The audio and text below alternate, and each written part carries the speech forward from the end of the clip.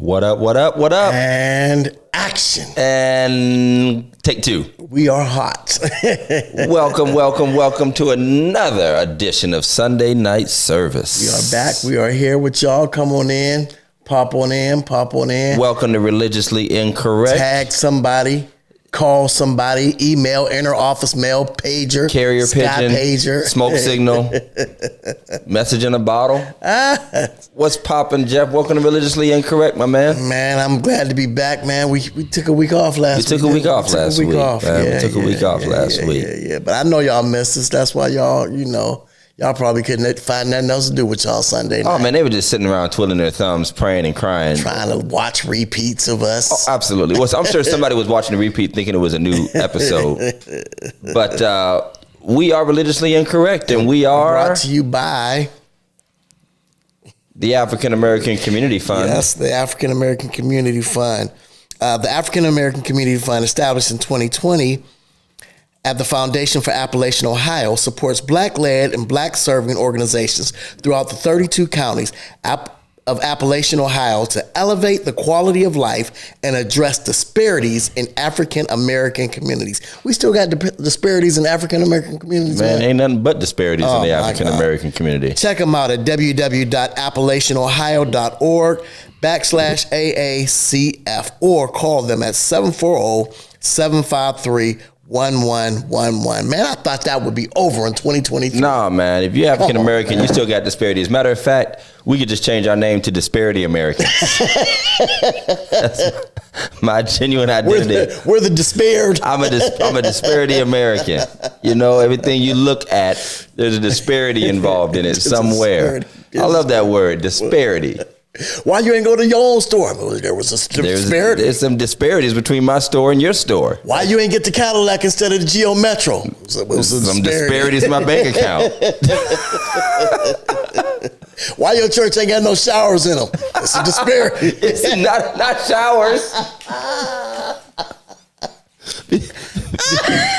Because I'm not planning to be here for the apocalypse. That's why. It's a disparity. It's a disparity in thought process. Elder Carter, how you doing?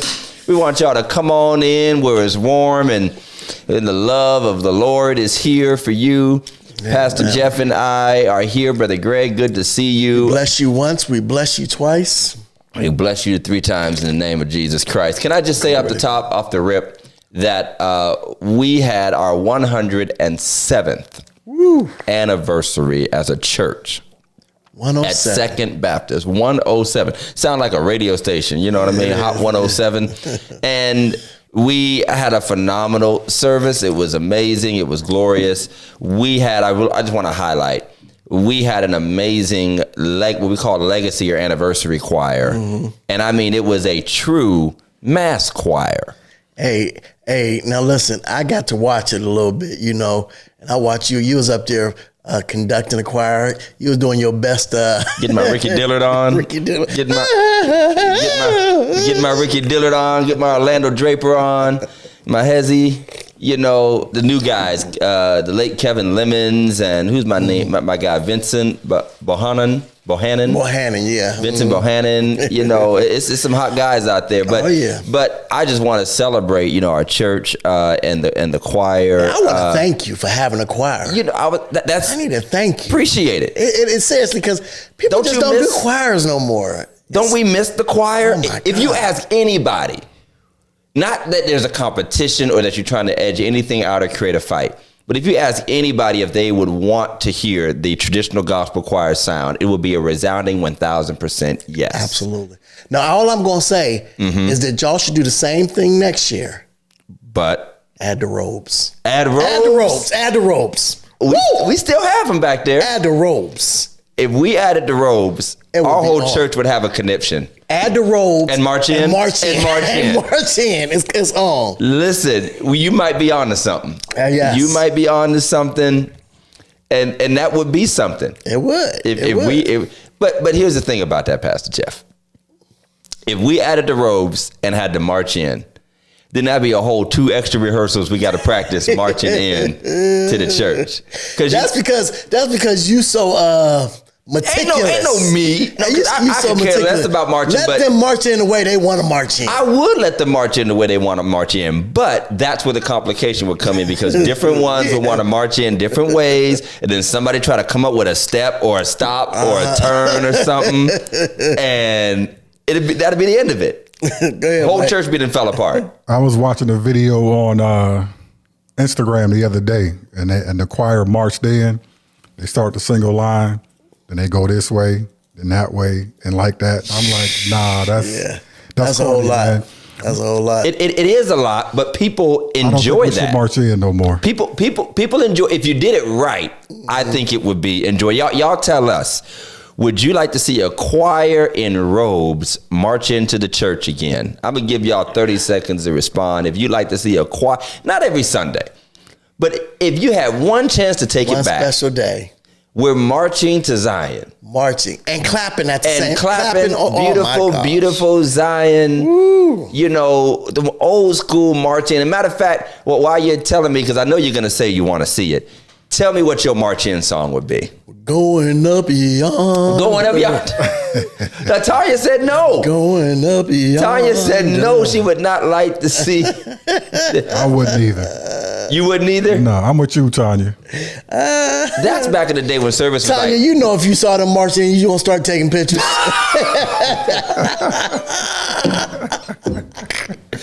Tanya be snapping up a mug. she is an official church photographer.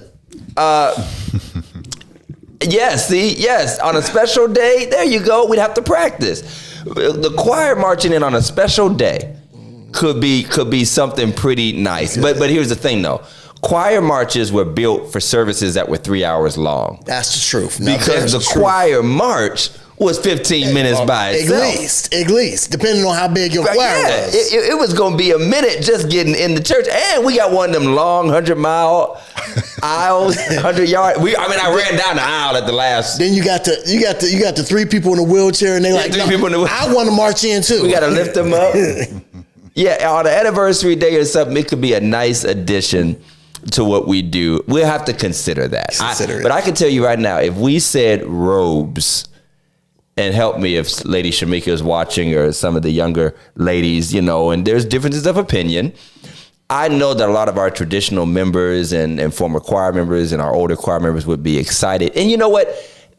Just to see them again, that means something. The problem is not that the younger ones are upset with the robes. The problem is you messing up the outfit they bought for the service that day. Some of them don't even be that hot though. Just to be honest, sometimes I look better in a robe. I'm just saying what I'm saying. I've seen some praise teams. I've seen, in some of the new modern. Go back to the robe closet. Y'all, you know what I mean. Go back to the choir room. So I think it's good for aesthetics. I mentioned this before. Jamal Bryant, New Birth. They did a. Ooh, I should wear a crown. I yes. should wear a go. Who we killing?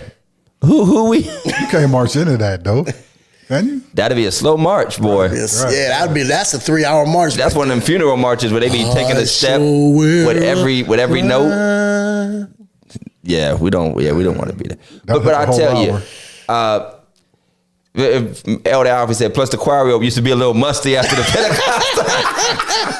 Yes, sir, Doc. Listen, that's why the Lord gave us Febreze. They didn't have Febreze back in the day. And there was always those members that did not take their robes to get clean or took their robes to get clean and never brought them back. Well, Never brought them back. And we know everybody got a church member or a former church member that kept their robe. Still got a robe. Kept their robe. Pastor Wingfield said, can they march? Dr. Wingfield. Now, everybody ain't able. That's why they used to have the marchers, and then everybody in the back would just walk in when it was over. They would just walk in. Okay, I get you. The old school, I shall wear a crown. Okay, I get it. I know I've heard with March in Zion, you guys used to march in the holy, holy, holy. Yeah, that used to be holy. every time. Oh. So, I mean, it was a great Sunday. And again, if you didn't get a chance, and I am giving a free plug, check out the Second Baptist Church, a House of Hope service, the first 45 minutes or so with the choir music. Not that I don't want you to hear the preaching. Unfortunately, we had an internet outage right in the middle of the sermon. And Reverend Brown's sermon, which was dynamic, by the way. We've come this far by faith. That's what I'm talking about. Yes. Now that's a choir march in song. So you gonna blame it on the internet? I am gonna blame it on the internet. Not the guy who. I'm not good. It was not a user error. It was not a user error. It wasn't an ID 10T error. It wasn't my fault. This is the day. Hey, Pastor Kid, good to see you. But it was wonderful. And there's something, you see, we grew up on the Mass choir. Yeah, the Mass. Mississippi Mass. Yes. Georgia Mass. Yes. Florida Mass. Yes. Okay, but here's what we've missed that I missed that I heard, and I had this big wall of sound coming at me, and I know they could hear it out there, is the element of the Mass. Yes. Well, we have become such individualists. When I looked at it, when I saw y'all, I mean, just to see the brothers up there, The brothers. that is something to me, man. When's the last time you've seen that? Even when I would watch, and we're not going back too far, but when I would watch Kirk Franklin had like 3 cats in his choir, his whole choir. It was like an ensemble. Yeah, it was right. Mr. Payne and right. and 2 other guys. But I mean, they sounded good, but you know. But with a whole brothers, man. And there's something about the mass of it. All those voices, and this is my personal opinion, especially, I told Mike this before the show started, especially if you don't have the means to have, quite frankly, perfect or near perfect singers. Right. And perfect or near perfect sound. Right. It's best to not give everybody a mic. Absolutely not. If you can, get that mass sound and get you 15 to 20 people minimum. Now, what was it? Was it like high alto and low alto, or high soprano? And we have soprano, alto, tenor in a regular choir, but then sometimes you have like mezzo soprano. You know what I mean? You can have different bass, baritone. Yes, sir. But the 3-part is good enough. Oh, yeah. Sometimes 2-part, if you do it right, it can be good enough. But what I'm saying is when you get that sound, that's what made, again, the choir and by extension the church such an interactive and engaging, because you didn't have to be perfect. You didn't have to be professional. You just had to have some measure of tone that could be joined with others. And then you can create a beautiful sound because, and we have some good singers in our choir, but nobody is really just grab the mic and go to town and just kill it, But when you put those voices together and give them, and I'll say this other thing that I said to Mike, or Mike said to me the other day is, and you pick the right songs. That's it. For the choir. Because every choir shouldn't be singing every song. Absolutely. And thank you, Pastor Dr. Patton. Reverends, everybody don't need a mic. Thank you. And it's that Kirk Franklin era that put us there. All you really had to do was know how to sway. Because when you got up in it, just... You know how to go. just like that. You going know, the right way. Then they hit that. Dum, dum, dum, dum, dum, dum, dum. Dum, dum, dum, dum. And you're ready. Oh. You're ready to go. You're ready to go. You're ready to go. And there's people who didn't think they could sing. And when you finally give it to them, you're ready to do it. So speaking of choirs and traditional gospel music, my God, you know, nobody done it greater. Nobody did it better. Nobody did it better than the Bishop Carlton Pearson. My God. Yes, we're going there tonight. Give him up. Give it up for Carlton Pearson. And you know what? And we have all love because, number one, this is religiously incorrect. And we're not only religiously incorrect, but we're doctrinally suspect. So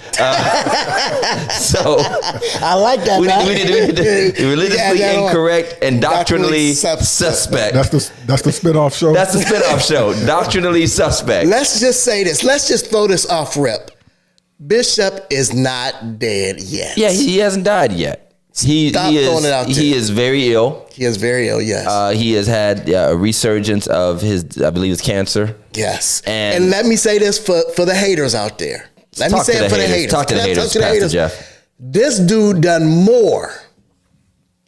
Brother, tell it. For gospel, for churches. For Pentecostalism. For bridging the gap than most of y'all backyard theological inept people have ever done. So, I mean, whatever, I mean, I don't agree with everything he said, but I do honor. Well, I don't agree with just about anything he said, but what I will say is what you said about the impact. Azusa was a move. It was a vibe, and quite frankly, people, including us, have been trying to recreate, and we've been leeching off that vibe Absolutely. for a good 30 years. Azusa. TD Jakes came out of Azusa. What's Juanita Bynum. Juanita Bynum. What's Paul Morton. What's the white lady's name? Paula White. Not Paula White, but the other Cheryl one. Brady. Not Cheryl Brady. What's the other white lady's name? What's the short one? The other white lady. Joyce Myers. Oh, Joyce Myers. Joyce, yeah. Oh yeah. The other white lady. He brought everybody together. I mean, the mass choir. That's a mass choir. He taught an entire generation. He started that choir at what was the name of Oral Roberts University. Yeah. He taught an entire generation, which is my generation, how to sing and properly. Yes. The hymns, the old spirituals, the Pentecostals, Pentecostal devotional songs. And honestly, that's what we've been playing off of for decades. Yes. If you want to know, there's two people who put out albums in the 90s and the 2000s, and that was Carlton Pearson, and then Bishop G.E. Patterson did a series of old time songs. And again, if you want to learn your chords, all my young musicians out there, all my young organists out there that love to hit, that love to shed, that love to jam, but don't know a hymn to save your life, couldn't get through a real service to save your life, go back and listen to Azusa's 1, 2, and 3. That's it. And throw in some of Bishop G.E. Patterson singing the old time way. And he had that dope hair. Thank you. He had that curl down. Wait a minute. Todd tried to recreate that a couple months ago. He tried to recreate the hair. I had it, Doc. You was killing it for a second there. Right, Ryan had me hot until I had to start doing it myself at home. Then I was coming to church looking like Wolverine.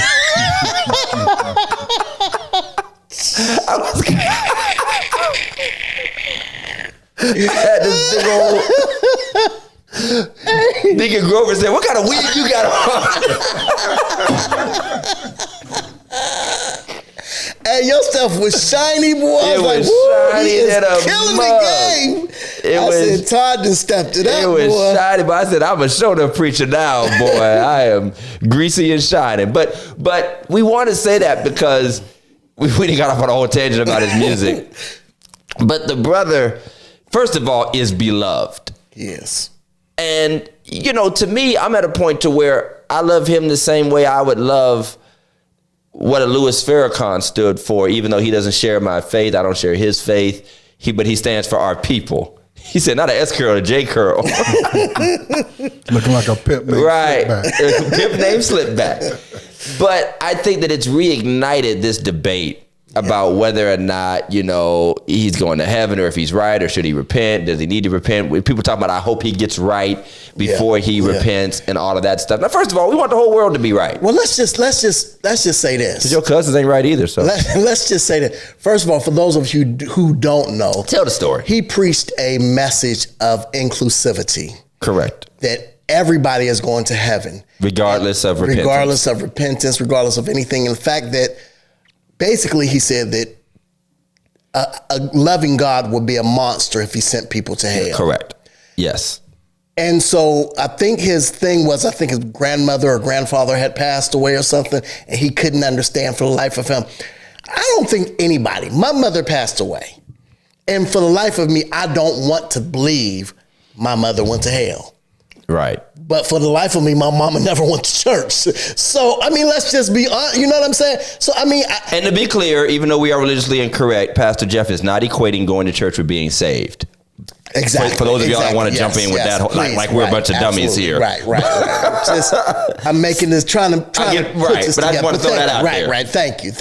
So, I mean, you know, who wouldn't want their loved ones to go to heaven? Right. And so I don't know how he took that and just Well, I think it was other elements too, because then it was, what about like people in Africa and South America starving babies and children? And then it was about suffering. Like, what kind of God would allow people to suffer that way? And how, would they suffer their whole lives and then still go to hell because they didn't believe? Like, what kind of an existence is that? Like, your life on earth is hell. Right. And then because you didn't believe or never got a chance to encounter a Christian missionary or accept the gospel, now your eternal reality is hell. And to a point, it's obviously an adequate question that so often Christians are afraid to even hear someone utter the question or the challenge, when really I think that's the thing. Even if you never change what you believe, which I pray you don't, I don't think I will, but it will broaden your perspective of how the world works and thinks. Right. It hopefully will make you be more diligent in your study to build a more robust theology than just black and white damning and saving people by your own judgments. And prayerfully, it'll give you more compassion for other people. Absolutely. You know, and I think that that's something that he excelled in, perhaps to an extreme that brought him to a detriment, but something that we lack in so often as the church. And that at least we could learn a lesson from the great compassion that brought him to think about others outside and what would happen to them. Because obviously it's a compassionate thought. And he carried that thought. The money, the fame, the stuff church, that he lost over his belief. Most of us don't have that tenacity or that. Man, I know pastors that'll backtrack on the most minor thing if the right person gets in their face and they're a tither. I mean, you know what I mean? They'll backtrack on the most minor truth, the most disputable, arguable scripture. If the right deacon get in their face and threaten to put him out of a 20-member church. I literally watched him, and I don't know how true it was, but I watched him say so many of his peers came to him and said, I with you. I agree with you, but wouldn't say it publicly. But I won't say it publicly because I would lose. And there are people who, quite frankly, do not hold to a strict, exclusive gospel that divides sinner from saint, heaven from hell, but because they know that their industry standard, because they know the industry standard is sinner, saint, heaven, hell, they will put people in heaven and hell. And again, I'm not judging it. I believe in heaven and hell. I believe in sinner and saint. I believe you must be saved and believe in Jesus Christ, washed in blood. I believe all that. But I also believe there's a lot of people who don't really believe it, who preach it, even at the detriment, and sometimes far more forcefully than those of us who do really believe it. Sir. Don't care if they are driving people into depression or despair or shaming and guilting, as long as they keep their core group that will support their ministry and uphold them, can care less who they ostracize and antagonize. And so I think that it matters that we are true to ourselves. Yeah. And I know people say, well, don't be true to yourself. It's going to send you to hell. Well, if you're a liar about what you believe, you're still going to hell. Well, you know what I mean? Like, you know, if you're a liar about what you believe, you're still going to hell. So you might as well be honest with yourself. At the end of the day, you might as well just be honest with yourself. So I just want to wish blessings to Carlton Pearson. Absolutely, man. Because he had an impact on my life. And yeah, in my heart of hearts, I hope he repents, because I don't believe he believes in the right doctrine. Absolutely.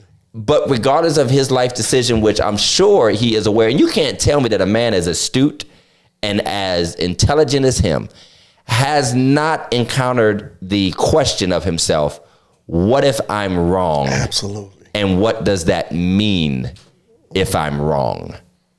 Wow. You know, you can't tell me that he has not asked himself the question. Absolutely. While we treat it like just an internet argument. It's just a debate for us. But for him, this is life and death. I believe he has thought to himself, what if I'm wrong? Wow. And what are the ramifications and consequences of being wrong? Wow. So anybody who is bold and bad enough to be willing to take a stand on what they believe, especially if they were, we're not talking about somebody who just was already on the fringes. He was knee deep, neck deep, fully drowned in the traditional gospel as we understand it. And nothing has changed that. So I at least give him respect, just like I give a Muslim or a Buddhist or whoever, for respecting that you believe what you believe. And I'm just going to say this for those who may be watching and may even tend to wonder about what he wondered about. My son at one point got really upset with me because I gave him a whooping. He came up to me, he said, "I'm mad at you, Daddy." I said, "For what?" He said, "Because you whooped me last night." This was the next day. I said, "Yeah, I whooped you, but you done something to make me whoop you." You know, I didn't send you to hell. You made a choice that sent yourself to hell. But Carlton asked the questions. What if people don't feel like they had a choice? It's a deep question. And so now we're dealing with Calvinism. We're dealing with, Arminianism. I mean, there's so many. There's the so many belief that links Jesus to it. won't come back until all have heard. People have said that. Absolutely. Until all have heard. Well, I mean, what about the people that didn't hear and already died? It's just so much to it. And again, he forced the church to ask hard questions right, that we have not been asking. And it took someone who was not just some theologian scholar writing obscure books somewhere. Right. Somebody who was singing in our churches, the soundtrack to our lives, the perfect example of what a good, holiness, sanctified, spirit-filled person was, who says, "I have questions." And I loved, and I know we got to go, but if you ever get a chance, watch the video with him and I think Bishop Jamal Bryant and Bishop Jamal.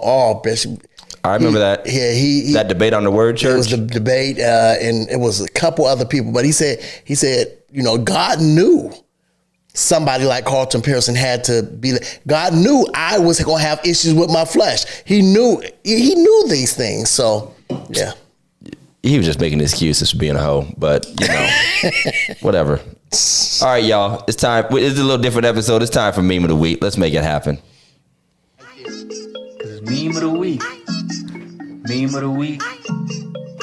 Welcome to Religiously Incorrect, ladies and gentlemen. Meme of the Week. Meme of the Week. Thank you. Send us your memes of the week.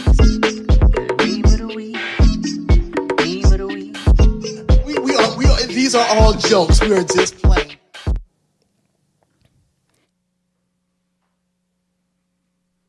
Y'all be wishing everybody a heavenly. Wait, you put it up? It left. Put it back up.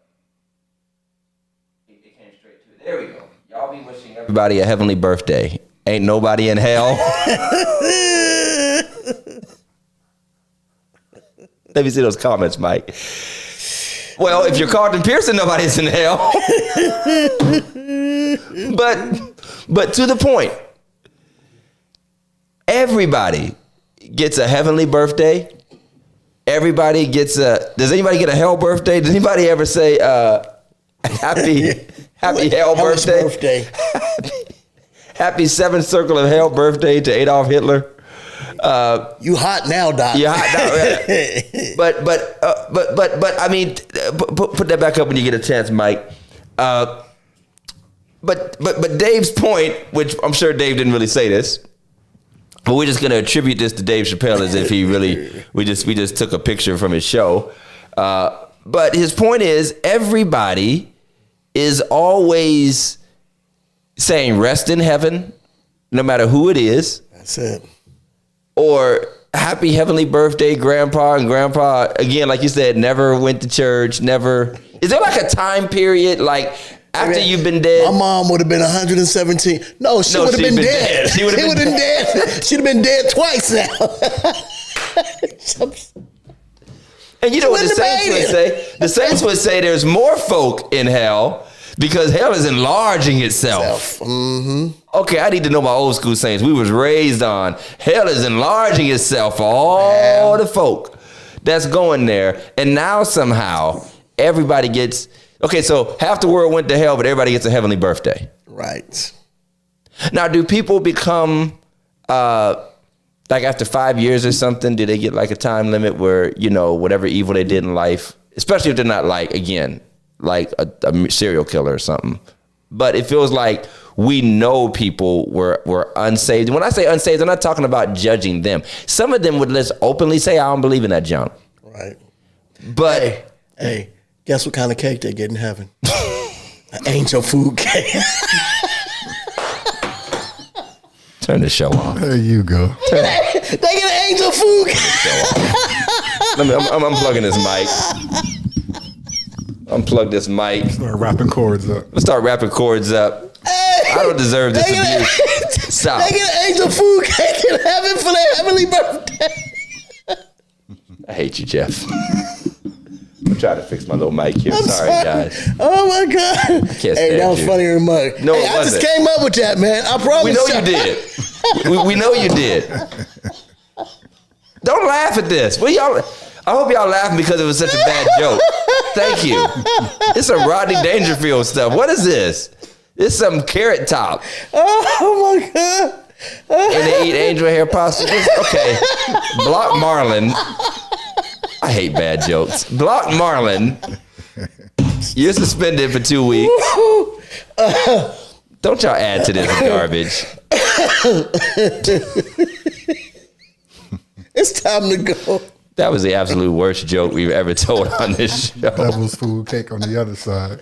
What's that? Oh, see, there you go, Mike. Yes, man. Yes, Mike. It's like the Ethan show now. Thank you, Scott. Thank you, Scott. I'm embarrassed. I'm embarrassed too. This is like if our 8-year-olds were doing a story about religion. This is comedy. All right, that's enough. I can't take any more. I can't take any more. Religiously Incorrect is brought to you by the Phillips Family Care of Businesses, the Phillips Care Lawn Services. We're getting to the end of the year. Get that last cut in for the year. Get your leaves up. And please know that they also do snow plow and other essential outdoor services. Call my man Fernando at 330-219-7916. Spring, fall, and now, of course, winter work they'll do for you and always take. Okay, get Marlon out of here. I'm not taking any more of this foolishness.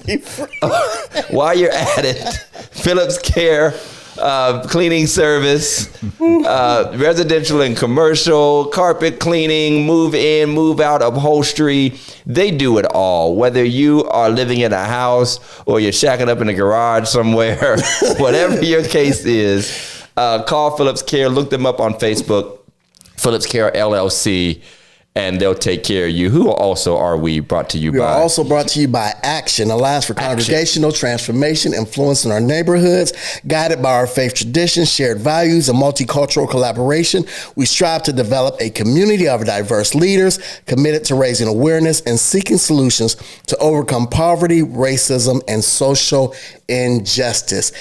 Can y'all get a new script? No, you cannot. Y'all might have saw me on the news the other day. I had on my red velvet jacket. I was looking My goodness. looking kind of fabulous. Where are we going with this? What are we talking about? I don't know. We talking about Action. But no, you're talking about yourself. This is really all about you. He was auditioning for Santa Claus, as you can see. Not Santa Claus, Soul Claus. I was looking fabulous while we were trying to. It was the grocery store. While we were trying to obtain a grocery store for Youngstown. God bless you. That's what Action does. That's what we do. When we do it, we done. Good night, y'all. All right, so the second half of this show. Hey, I want you to do something for me. Next 30 seconds. Like, share, and tag somebody so that they can be a part of this torture that we are. This madness. This madness. This is what happens when you don't sit down and write a real script to your show. We just end up freestyling it. Okay, so the name of this episode, it was more of a second half at this point. Right. Is called Home for the Holidays. Home for the Holidays, because whether you want to admit it or not, the holiday season is upon us. First of all, back in October, when you went in the store, you literally saw scarecrows and Christmas wreaths in the same store. The same store. And I the mean, same aisle. Just insane. Thank you for tagging somebody, Sister Williams. You know, we saw, so first of all, there's the Christmas creep. The what? Christmas creep.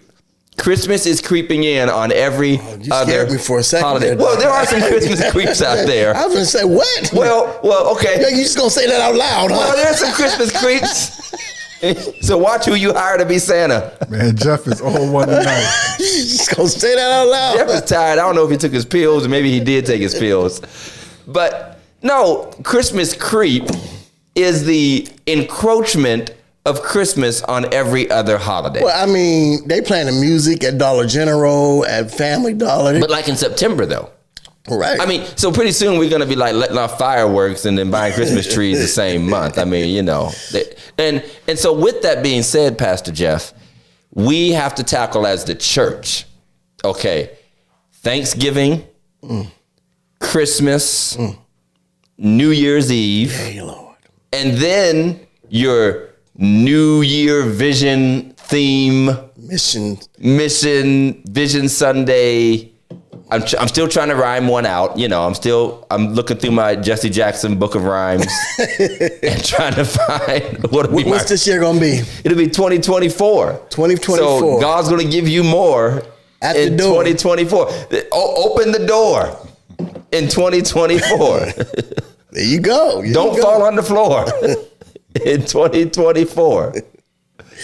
I love the comedian some more in 2024. But so there'll be a lot of that. But we have Thanksgiving, Christmas, New Year's. So I want to hit up the major one, of course, Thanksgiving and Christmas, and start with this theme, the holiday outreach. All right, the holiday outreach. Scott has a whole movie, Christmas Creep 2, the Revenge of Claus.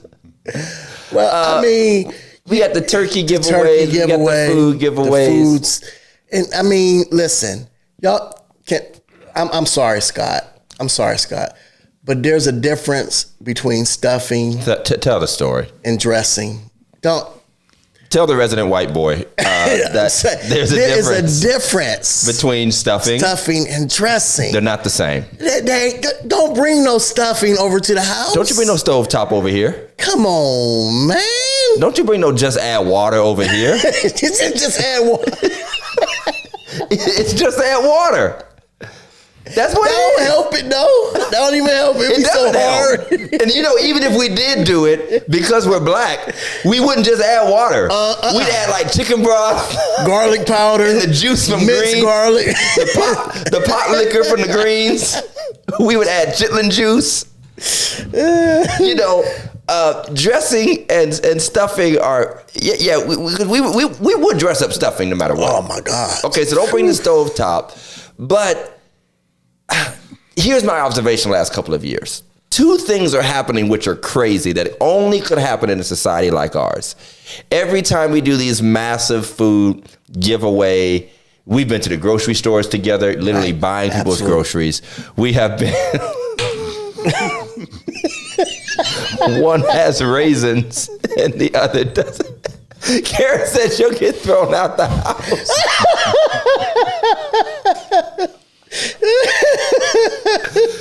We've already lost half of our Oh, my constituency. So here's the crazy dichotomy we're in. Whether we're passing out bags and turkeys like we're going to do this week, or whether we go to the grocery stores like we do around Christmas time, we end up with too much and not enough at the same time. It's really sad. It's sad on two occasions because oftentimes we have people who may really be in need, but they don't want to feel like or look like they're in need. They don't want- so yeah. they won't show up. Right. Then you have on the other hand those The no shame gang. who and they just want five. Like, you can't go to every church getting a turkey I from said it every today. church. I said it today in church. I said it today. If we're doing a giveaway, an agency, CVC in our community is doing a giveaway, and I'm sure many, many others are going to be doing these things. Please don't go to all of them. Please. How many turkeys can you eat? Y'all don't even like turkey like that. That's the thing. That's what I told my wife. Why do we buy them? No other time do y'all just be like, I want turkey tonight. Especially black folk. We're not just sitting around looking for an excuse to Got make them on a turkey. Facebook. Got 2 turkeys for sale. Stop. Why is there turkeys for sale? Got these turkeys on the low. I got 3 grams of turkey. On the buy sale page. Buy sale page. I got dime bags of turkey.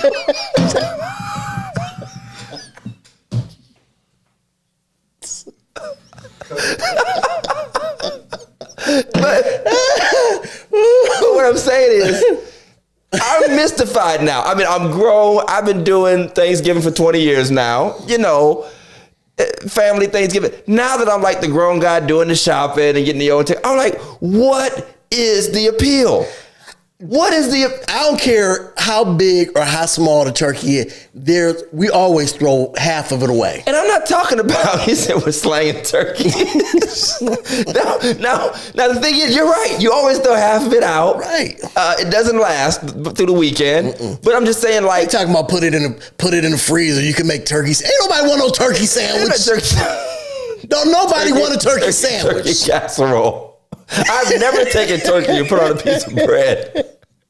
I've never willingly taken a piece of turkey and put on a piece of bread. Then they just start piling everything in the meal now. Right. And by the way, let's talk about this, because this is a white people thing again. And I hate to say it, but even some of our like so-called barbecue spots, whatever, they're taking turkey and cranberry sauce and stuffing and macaroni and cheese and putting it on a roll or something, talking about this is a Thanksgiving sandwich.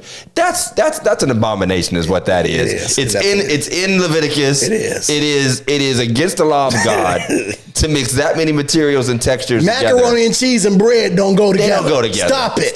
Stop it. It don't work. Stop. Macaroni sandwich. Thank you, Scott.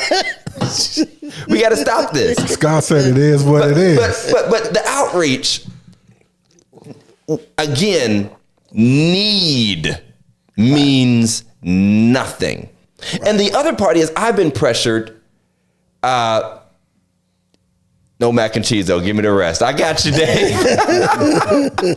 But I felt members and different people, when we do a giveaway and they say, Pastor, get your bag. Pastor, get your turkey. Make sure you grab a turkey. And my first inclination is, I don't need a turkey. Now, do turkeys cost money? And will I have walked out of there $100 poor or $150 poor? Especially if you're shopping for the whole family and doing the whole thing. I'm sorry. Karen, somebody needs to explain to me, how do you deep fry what you never seen a deep pan fry? do y'all have? That's good, man. That you can deep fry a turkey in? That's good. You never seen the big fryers that be setting everybody's house on fire every year? No, I've never seen this. Where have you been? I've heard of them. I've always wanted to know, how do you deep fry a turkey? No, it's those big outdoor buckets with the oil in them, with the propane underneath. So you got to do this outside? Yeah. You better not do it inside. You better do it outside. You better. Y'all trying to kill somebody. It's good though, man. I'm telling you. We've had deep fried turkey for the last couple of years, and the brother that does it for us is going out of town this year. And I was trying not to show how disappointed I was, like that I was getting ready to kick him out the church, for going out of town. But he was like, but don't worry, Pastor, I'm going to get you someone another day. I was like, yeah, you better, because I'm about to excommunicate you right now. But deep fried turkey is the bomb. Okay. Because I'm not even a turkey fan. Karen, can I please taste y'all deep fried turkey? Thank you, Mike. Hey, actually, Karen, you just hear what he just said? He said, can he please taste? Can I please taste some deep fried? He was just low-key begging for some of Pastor P.O.'s turkey. That's what he was really doing. I said deep fried turkey. I've never heard of it. I haven't. No, I've heard of it. I've heard it, but I've never tasted it. This is like half a black card that we're taking from you tonight. No, listen. This year, I told my wife I'm ordering a Cajun turkey from what is it, Popeyes? Popeyes got the Cajun turkey, right? I don't know. Yeah, they got it's $59. It's You're not about to order that. Yes, I am. I'm about ordering the Cajun turkey. I'm done. Watch me. I'm not getting nothing from Popeyes. I'm not getting nothing from Popeyes. Well, don't get it then. That's what I'm getting. I ain't asked y'all to get it. Now, what's the name? Don't do a bad job. Cracker Barrel doesn't do a bad job. I ain't eating nothing from anything with cracker in its name. I can tell you that right now. You will, and you have, and you know you have. Okay. So anyway, back to the real story at hand. You can tell we're having an off night here. We've been off for a week. But what I'm saying is, I've sat and watched people mob a giveaway, and it's gone in 45 minutes. Then I've sat with people in a room begging people to come down and pick up the same thing. Right. Because it's just like this weird, too much, not enough world. And I'm like, I wish there could be a whole moratorium on holiday giveaways in the general sense, and literally just do like I don't know, just a more systemic way of doing it. And I know it seems so petty. It's hard though. But it's hard. It's absolutely hard. We used to do the food giveaways. Scott's blaming it on daylight savings time. You might be right. You might be right.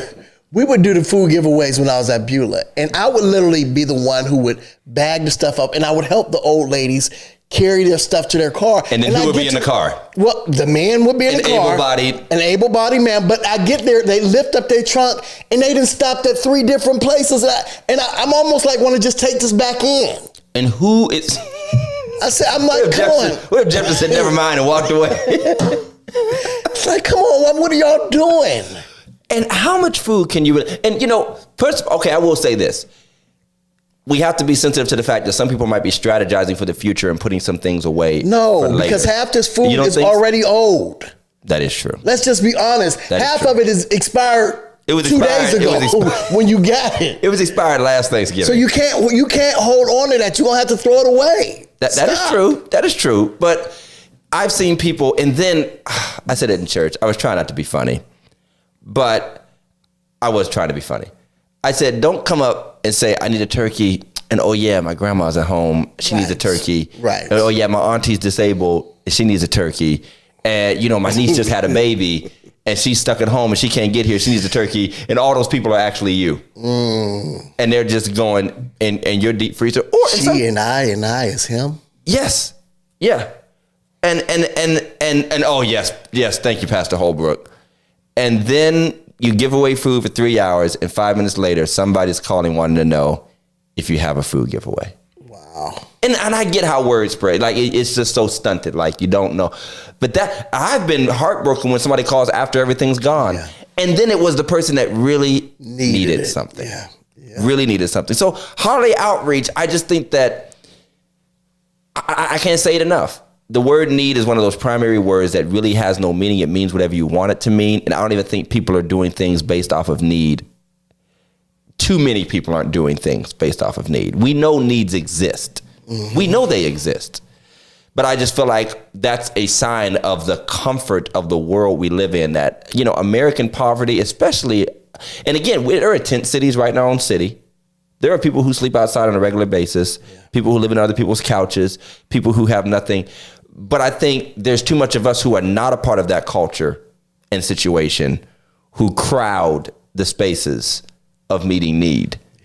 And you can't even hone in or even get an accurate picture of what need really is. Because if you keep saying, because that's what everybody says, I'm doing this because it's needed.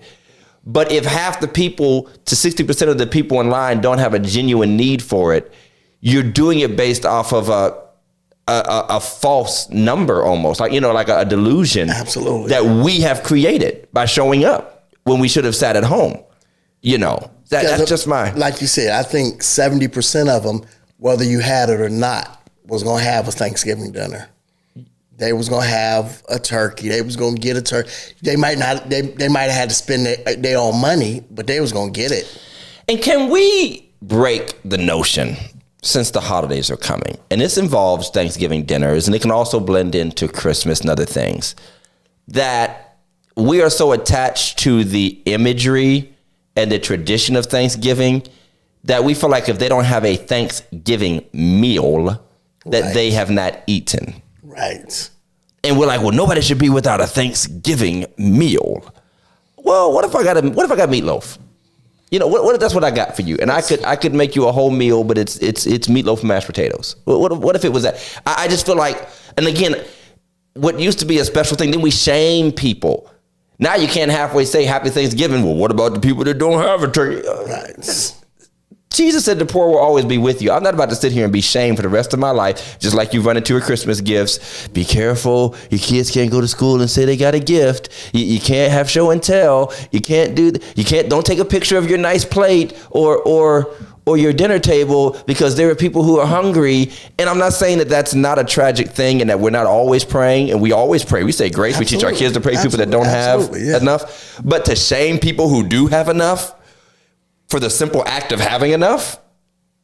It's become like this weird. It's a vibe. It's like a shame Olympics going on, you know, where it's literally like shame Olympics and like this theology of whataboutism. Like, what about, like, I'm going for a walk. What about people with no legs? You know, it's just crazy that we do that. And then we attach it to what is really a special thing that everybody won't always get special things, period. Pretty soon, everybody got to have Jordans because you can't just have shoes. Right. Gotta be Nikes. And I'm like, I thought the whole point was to cover feet. You know, so which takes me to my next thing, kind of shifting gears here, back into silly land. And that is going from Christmas and holiday outreach to Thanksgiving and holiday activities and services. Well, let's first of all talk about the message. Talk about the Thanksgiving message. Thanksgiving message, because you got to have some type of message with some type of thankful in it. You got to have some type of, some type of thankful message. If you don't have one, I'll give you one. You know, there's the one that came back to Jesus to say thank you out of the 10 who were healed, the one leper. Mm-hmm. Okay. There's the in everything give thanks. Everything give thanks. You know, there's Paul saying, I thank God for you all. You know, and often we say at the beginning of his salutations, I thank God for you. Every time I think of you, I thank God. If you don't have one, I'll give you a Thanksgiving message. But here's the other thing. If you're going to give a Thanksgiving message, thank you for bringing up the message, Steph. Mm-hmm. Then let it be a Thanksgiving message. Attitude of gratitude. Holbrook, he is you also. Can preach that. Well, that's what I was about to say. Attitude of gratitude. That's what I was going to say, Scott. Scott is with us. If you're going to preach a Thanksgiving message, then preach about Thanksgiving. And at least if it's a fire and brimstone, then at least be, I thank God I'm not going to hell. At least have Thanksgiving in it. Do not take a Thanksgiving sermon or occasion and preach about everything else wrong with the world. Oh my gosh. Or just rant about ungrateful kids and stuff like that. You know, which we, being parents, you can't help it. Now we know what it feels like. Oh my goodness. But yeah, don't preach fire and brimstone. Everybody's going to hell. Okay, that's a good one. Thanks living. Okay, that was a Pastor Robert Heron message. Was it? He preached one year for TCIMA. I think it was at New Jerusalem. And like only he can, because I love him so much. He must have said Thanksgiving is thanks living about 72 times in that sermon. And every time he put more personality in his voice. He's like, and Thanksgiving is thanks living. Like 30 minutes later, and he was making great points, but he just kept going back to it. And I was like, if this was a drinking game, I would have died of alcohol poisoning by the time the service was over. But thanks living. But I mean, there are only so many messages. And you know what? Don't fear being redundant. You don't have to try to be so creative. Right. And so innovative. Making stuff up that ain't even biblically correct. You don't have to do that. Just making stuff up. And it's fine. Because if there was one theme that people constantly need to be reminded of, it's that they should be grateful. And the greatest thing, and let me just hit something, all my preachers, ministers, wannabes out there, and it's universal. It really is. People that ain't even feeling church, people that don't always get religion and get into it, they feel gratitude. Yes. So if you just remind them of some good things that God has done in their life, and that's your chance to attach God to their life by getting them to think about their families, their life, their health, their strength, their jobs, their life experiences, whatever. That's sometimes very effective in ministering to people and talking to people. But let's not try to put people in hell on Thanksgiving service. And my God. Here's my question for you. So when's the best time or the worst time to have a Thanksgiving service? Because some are, in our area, we have some on the Sunday before. Mm-hmm. Some have a Wednesday night service before Thanksgiving. And some have a Thanksgiving morning. Right. Which I'm actually going to try to get up and make an effort to go to a Thanksgiving service. I think Mount Calvary is hosting one and Pastor Simon is preaching. Oh, okay. So I'm going to try to make an effort. I don't think I've been to a Thanksgiving service in probably almost 20 years. I think I got up and went to St. James one time, and they used to have Thanksgiving services on Thanksgiving Day at like 9 a.m. Beulah used to have it every year. Beulah had it on Thanksgiving every year. Talk back to us. When do you prefer your Thanksgiving services? Well, what if I at all? don't prefer is that when you go to the Thanksgiving dinner, you eat and then you want me to preach. Ain't nobody doing Wait, that. they had you doing that? No, I'm just saying. Oh. I believe the son. That's just a losing cause. Nobody's getting saved that day. Don't give me no ham and then want me to preach. Oh I'm yeah, gonna sleep that's not now. happening. But Wednesday is tough because they say all the ladies are at home cooking. Right. Washing their greens, washing their chitlins. They cooking Thursday morning too. They are cooking Thursday morning. You're correct. They're cooking Thursday morning too. So Well- there's no real good time. And I would just say if you're going to have it on Thanksgiving, let it be a short service. Nah, Doc, we here for the 3.5 hour special. As long as that turkey's cooking, as long as I'm preaching. You give your testimony, your quick testimonies. You give a few songs, let a couple people give a couple testimonies, give a quick word, go home. Holbrook said, y'all are welcome to join me at JJC at 11 a.m. for worship and on Thanksgiving Day. Yeah, that's a negative. I'm joking, Dave. I didn't see no bad kids. Y'all should be home with y'all families. But y'all know how to act. I love it, Pastor Dave. That's awesome. No, man, seriously. we do. And we I know love he's it. been That's doing awesome. it. Dave can take a joke. He knows he's been joking. Dave, no, we I mean, Jeff's not coming. Kickoff in Detroit at noon. That is correct. And you got to get your turducken, the John Madden turducken. So the morning of Thanksgiving, that's right. Karen said they're cooking both days. Sister Johnson is behind on the conversation. Apparently they have smoked turkey and air fried turkey. Air fried turkey. I never had the air fry. Air fried turkey. Whoa. God bless Air you. fry. See, that's what I mean. Maybe they cut it up and then put it in the air fryer. I don't, because I want an easy bake oven turkey. that's an easy make oven. Ain't no such thing as a short service. Well, not with us, there isn't. Not with us. Now, what I've started doing is like a virtual, just little talk Okay. on Wednesday night, like a little virtual lesson. Pastor Bowie, we knew he was creeping around here somewhere. We were talking about Carlton Pearson. He has some doctrinal opinions he didn't post. He said we used to have a Wednesday evening service, about an hour, testimony, song, and sermon. And speaking of testimony, Well, see, that's the problem. That's the That's the problem is the testimony. Because somebody always got to out-testify somebody else. I I want to thank God I got into a car accident. Well, Pastor, I want to thank God I got into a car accident and died and then came back to life. What? What? Wait. What just happened? Would you please, ushers, would you get him out to church? I died and came back to life. Ushers, would you take him out to church? I got in a car wreck. I was in both cars.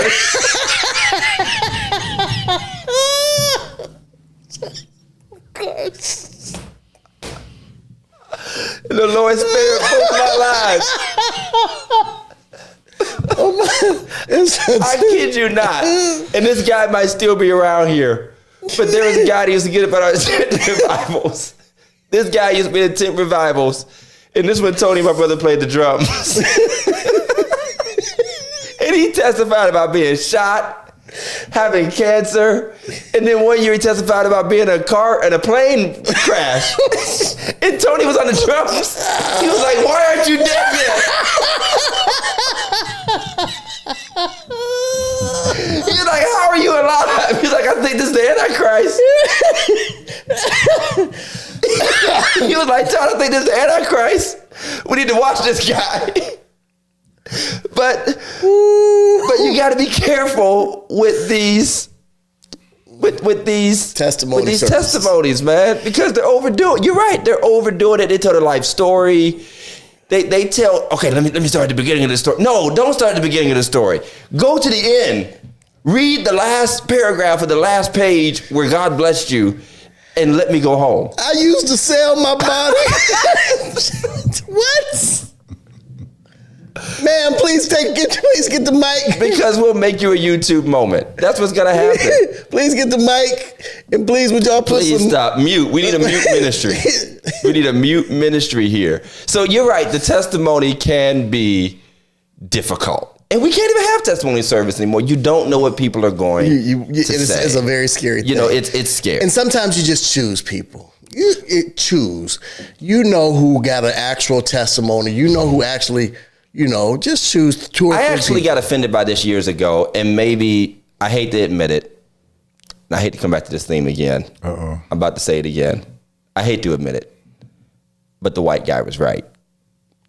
I had a white preacher friend, minister at a church. He said, we record our testimonies and then we play them during the service. And obviously they edit them down for conciseness. And years ago, I said, oh man, that's not authentic. I was still growing up in the church where you just got up and testified and got happy and whatever. Now that we see what we see, that's a good idea. I forget that gentleman's name, but you're right, buddy. He was right. Like that, we would not have as many YouTube moments and Church of Laugh and Church Funny clips if these were screened first. And if they got, and he literally said to me, well, if you get it like a crazy or something, you have a chance to, find a way to mold that in a different direction and maybe just cut it out altogether. And we don't get no ideas because I'm not editing no. You're not editing no testimonies? No, so don't get no ideas. Listen, I edited an entire version of I Have a Dream speech. It's a special needs. Stop. I was trying not to read that out loud. I wasn't going to read that out loud because I just wasn't. I felt like we were already this close to getting canceled. we right as we had to break. After the car wreck where I was in both I don't cars. like men's no more. Now that's a testimony we could all do without. Man, we could do without it. That was funny though to me. But you made me forget what I was going to say. I'm sorry. Thank you. All right, let's finish up with Christmas schedules.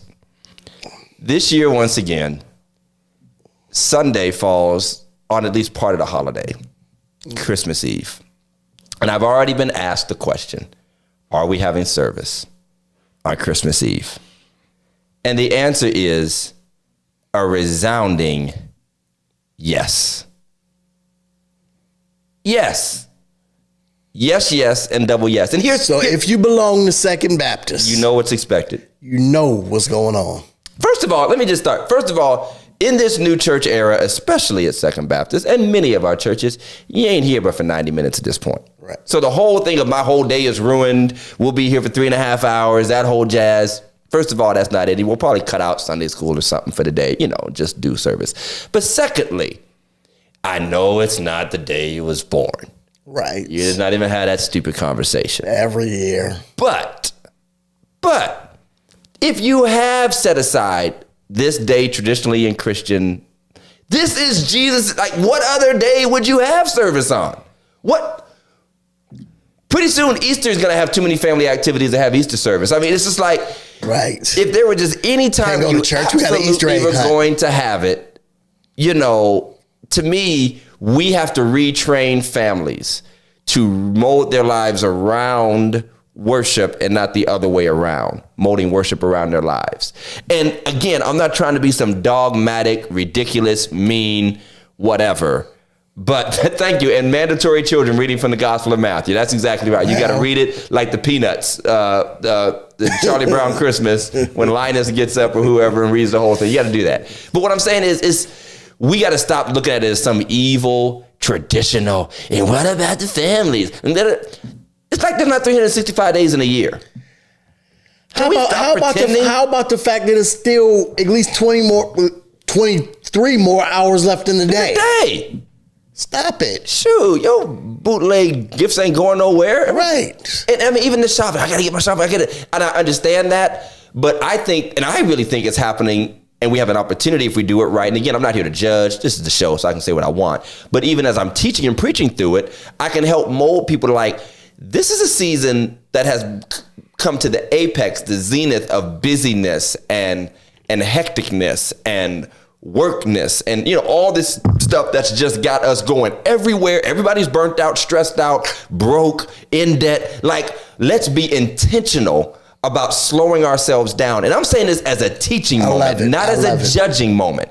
Let's be intentional about choosing how you're going to handle not just showing up to Sunday because Pastor wanted you to, but the whole doggone Christmas week. Right. If you do get some days off, why spend those days off being miserable, frustrated, mad, angry, and all of that stuff because you are fighting people in the grocery stores and the parking lots, hoping Amazon shows up on time, all this stuff. And the funny thing is, most of us who are old enough, and now I'm old enough, we've been through enough ups and downs, had years of having a whole lot, years of not having that much. The gift came in a week late or whatever, that we all realize the world keeps spinning. And after Christmas. Let's be truly honest here. Because if you don't show up on Christmas Day, you sure enough showing up the next week to pray for the bills that you got due, that you just spent all your money on these stupid gifts that your kids really don't care about in the first place. Bringing your credit card bill to the altar. It ain't going nowhere. They know the church number 2. Right. Creditors outside in the parking lot waiting on you, booting your car right now.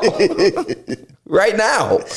But I mean, that's what I'm saying is, like, intentionally slow your life down a little bit. And I feel like the church, this is a good way where we could connect that to mental health and burnout and being overstressed. It's saying this is one of the causes of it.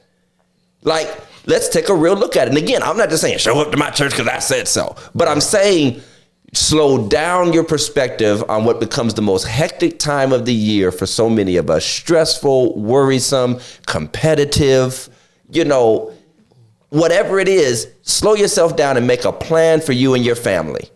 That we're going to do this, this, and this. How about you actually enjoy your days off for once in your life? Right. Please. And if you actually enjoy your time and slow yourself down, then that 90 minutes you came to church, and I intentionally don't even do like real rehearsals like that week. We're going to get up here and sing 2 or 3 Christmas carols and go home. That's what we're going to do. I'm not about to try to do a whole Christmas cantata the day before Christmas and all that stuff, especially when we do these Christmas Day services. We're going to sing Silent Night. We're going to sing Joy to the World. I'm going to preach how Jesus, was going from the manger to the grave and the cross. And he's still going to go to Calvary. By the way, baby Jesus still getting crucified on Christmas. If you go to a Black Baptist church, we're going to start off with baby Jesus and end up with a bloody scene by the time it's over. That's it. All day long. Got to do it. We still going to kill Jesus. Got to do it. I've actually turned into Mr. Scrooge around Christmas time, just watching other people go overboard, be stressed and go overboard and running around crazy. So you don't have to do this to yourself. I literally, and obviously I didn't, but I played with my son last year. I told him we wasn't buying him any gifts. I said we're gonna take your money, the gifts, and we're gonna buy angels for the kids and all. And I mean, he was real, and he's probably really cool because I don't think there's nothing else I can buy him right now. But this cat done bought his son like a PlayStation 8. he's got shoes that haven't been invented yet. But I was happy that he understood. I was happy that he did. He really was not upset. And we let it go on for like a week. We let it go on. Brother, I would have got stabbed in my sleep if I would have said that to Ethan. I would have got shanked. I would have got straight shanked if I would have said that to Ethan. God bless Christian. Birth to the cross. I'm preaching From birth to the cross. There it is. From the cradle to the grave. That's what I'm talking about. But I mean, so it's a teaching moment. But I mean, I want all the saints to hear me. Stop pressuring your pastor to cancel so much. Mike said he converts to Jehovah's Witness. 24 hours. That's hilarious. I'll be Jehovah's Witness for 24 hours. I'm just saying stop pressure. I'm not saying that we won't, because so many have already broached it. And preachers, stop pressuring other preachers and using other churches as examples because you choose to do something different. And then you get up and instead of just saying, here's the right way to say it. Hey, second, we're not going to have service on Christmas Day or Christmas Eve. We're not going to have service Christmas Eve. Enjoy your families. Here's what I'm not going to get up and say.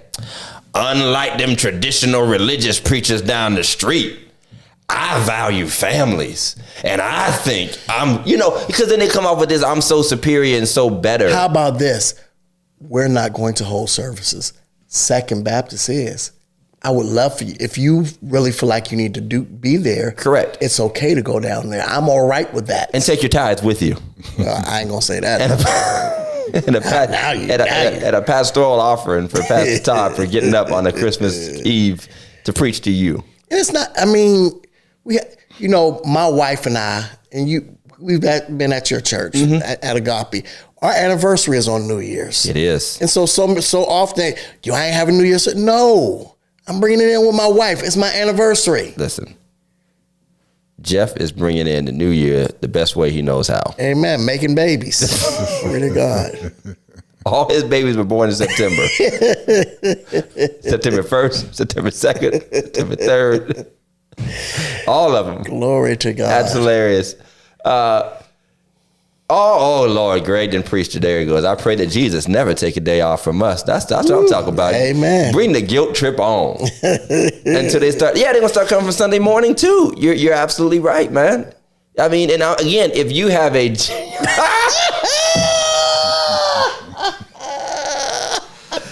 well, we know who watches this show secretly.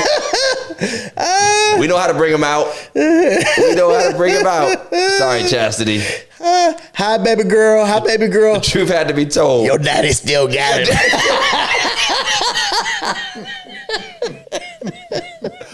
So however you choose to celebrate, I would just say, as always, keep a right focus in all these holidays. Right. Please.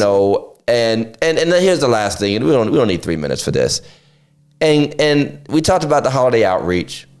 We talked about the holiday schedules.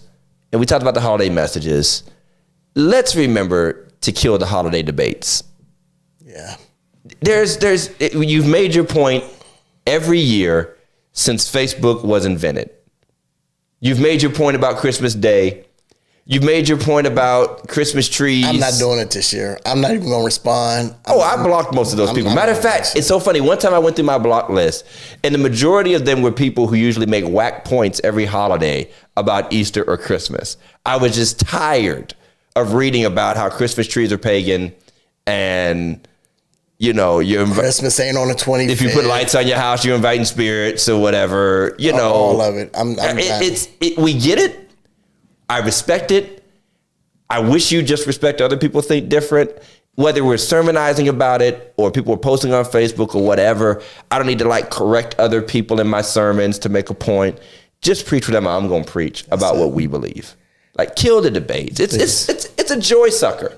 It totally kills. And really all it is clickbait. You're trying to get somebody to talk to debate with you, and you're smarter than us because you don't stop. I've been enlightened.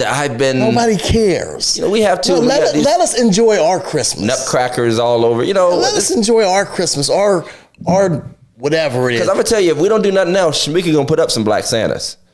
I got so many black Santas in this house now, and I blame Sister Rose at our church for this because she got Shamika on these black Santas. I just feel like I'm in a North Pole plantation sometimes. I mean, they're just all over the place. They're just all over the place. Black Santas and black elves, black nutcrackers, So if any of you hoteps come our way, well, I'm telling you, you had whole plates. The whole china cabinet is just full of, I don't know if they following me at night, getting up, moving around, the eyes, right. But they're there, and so we're going to do Christmas. Shelf. Elf on the shelf. Last thing we want to mention, and I specifically want to do it because Todd does not want to do it, so I'm going to do it, especially since my daughter was See, she's on. I know how to bring him out. Oh Lord. I know how to bring him out. Since my daughter was on. At least this isn't the other podcast, Sister Rose. Since my daughter is still watching and Todd does not want to talk about it, listen, Todd is looking for a Christmas mime. I am not. He's looking for a Christmas mime team to mime to Oh Holy Night. Don't say Now Behold the Lamb. Yeah, Now Behold the Lamb. He wants at least 6 of y'all in liturgical gear. If you don't have face paint, just use some toothpaste or something. or some frosting from Dollar General. Some whiteout. Whatever works. Right, Marlon. The Grand Rising people can stay away. The Grand Rising God, people. Grand Rising, yes. Grand Rising. Grand Rising. You know, if Carlton Pearson thinks anybody's going to hell, it's people that say Grand Rising. If there's one group of people Carlton thinks is going to hell. Grand Rising King. Grand Rising, my queen. Shut up. But yeah, so we're gonna do. Thank you, Jamie. That's what I'm talking about. We're gonna believe what you believe. Let every man be convicted in his own heart, and enjoy the holidays. Enjoy your families. Enjoy your turkey. If you eat a hamburger for Thanksgiving, enjoy your hamburger. Please do. You know what I'm saying? I mean, do what you're gonna do, and we're gonna introduce If Jeff you eat stuffing, eat your stuffing with the raisins. With the raisins, Go onions. ahead. It don't matter. You know, liver and onions, all that. You have it, and we're gonna introduce Jeff to fried turkey. Fried turkey, And we're going to burn his house I might down. do one this year. I'm thinking about it. Oh, brother, I'll pay you to do one for me. Well, I haven't done it before. So You haven't done it? Let me. Yeah, let me you don't do want it that one. first. You don't want that one. I don't want that You don't one. want Let me that one yet. practice I don't want that one. Right. All right, y'all. Well, it's been great. Hope you enjoyed the show. We took a week off, but we're glad to be back.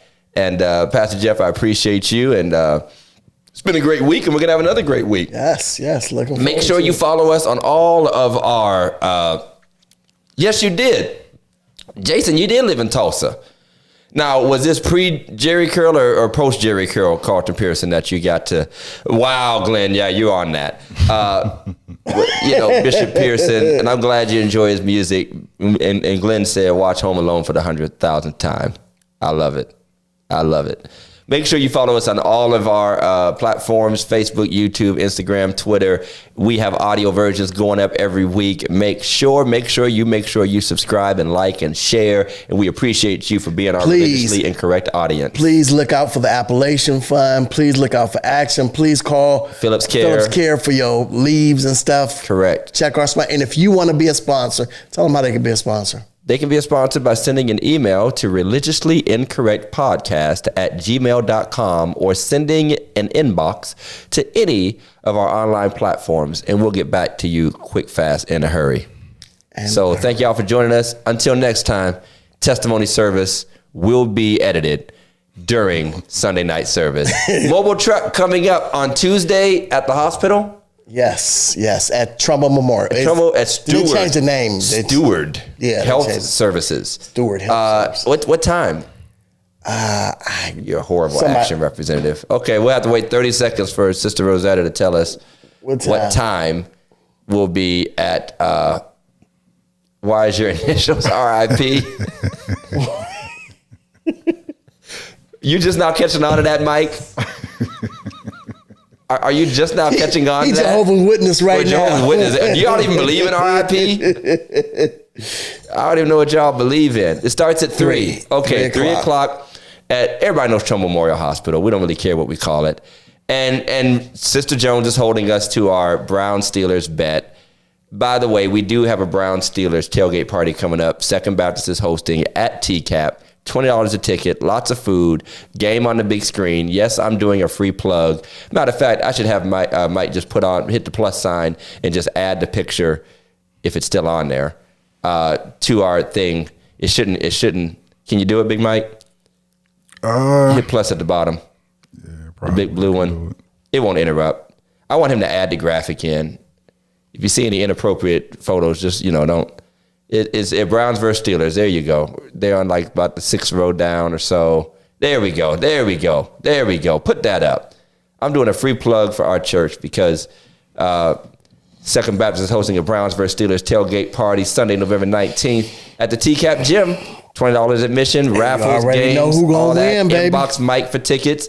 We're supposed to have a little friendly rivalry, with Pastor Jeff, but because I'm sanctified and saved, I don't believe in gambling. We'll just have to see, because I'm not wearing nothing brown. Basically, he's scared. I ain't scared. I just don't want to throw up. And it's okay. Get sick. That's all.